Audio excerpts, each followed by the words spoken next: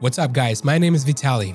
Well, the next recession is upon us, whether we like it or not, and whether the politicians try to redefine what recession is, let's face it, it's here. I've previously talked about how the economic machine consists of many different sectors and thousands of industries, all interconnected in one way, shape, or form. For this machine to function properly, it heavily depends on the continuous flow of money and goods between its various sectors. And when one sector tanks, it can quickly spread to other industries and cause the entire machine to slow down or even come to a screeching halt. In my opinion, the most important sector of the economy is the consumer spending sector, which consists of retail, services, and hospitality. This sector accounts for 70% of all economic activity in the United States and is what drives job growth in almost every other sector. When consumers stop spending money, businesses are forced to lay off workers, which then causes those laid off workers to stop spending money, and the cycle continues. This is why recessions tend to have a domino effect. So, which industry will be most affected by the next recession?